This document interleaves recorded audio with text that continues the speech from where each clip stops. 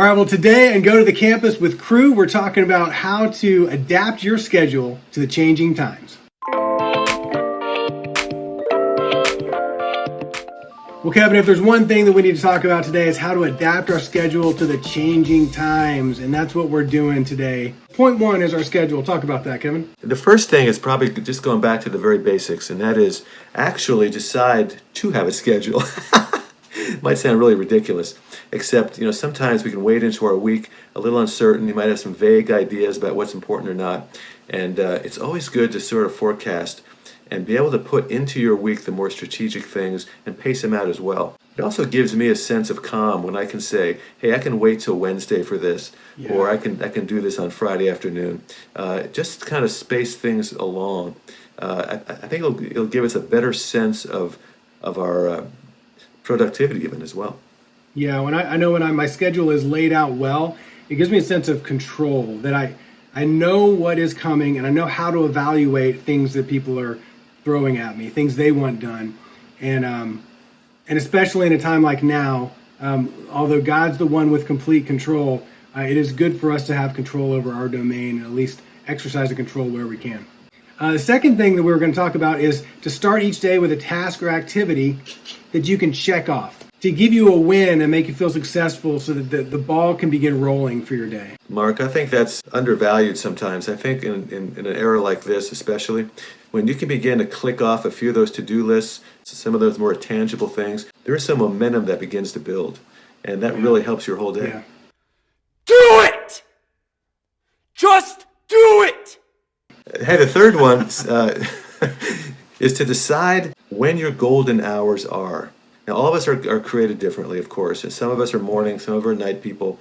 What I'm talking about, really, if you're in the field right now, is when are your students most available?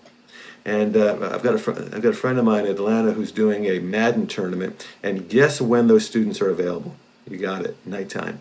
So he's kind of reshuffling his schedule to meet those demands. Because really, for those of us on the field, that's what matters, is when are the students available? And of course, in some ways they're available all the time right now, but there are times when they're more available or easier to access.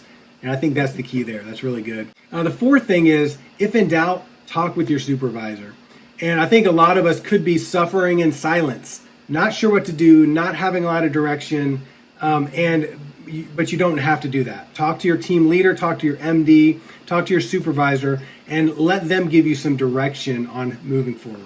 It can be a little humbling, because we're all leaders, and you might be thinking, that's a little embarrassing to actually call and say, I don't got a lot to do. That's the furthest from the truth.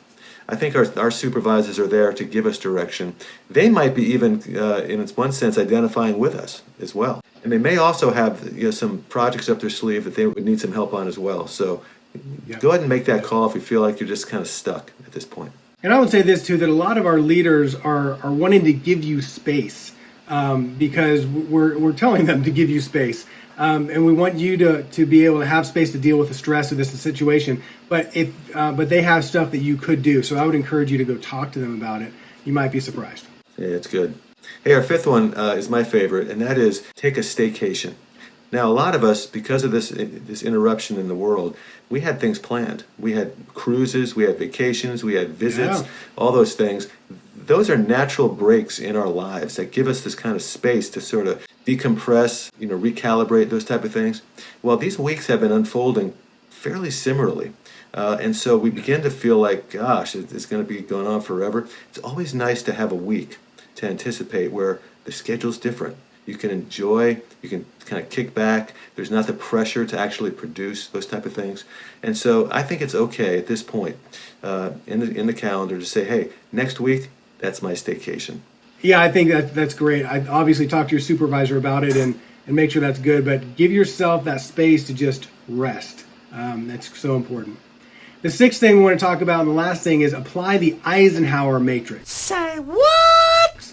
Now, if you're like me, you have no idea what that is until Kevin explained, and I've heard this concept many times and used it myself. It's been very freeing for me, but it's kind of like a window where there are 4 quadrants, and there's an important, an urgent, and an unimportant, and a not urgent, and all of the activities we do in our life fall in one of those categories. And the idea is to get rid of the things or deprioritize the things that are falling urgent and unimportant and move as much as you can to the important but not urgent. Planning, preparing, retooling, those kind of things that they're never like screaming at you, but it's so important that you do them.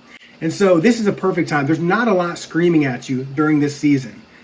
So retool, plan, focus, do the things that are in that important but not urgent category.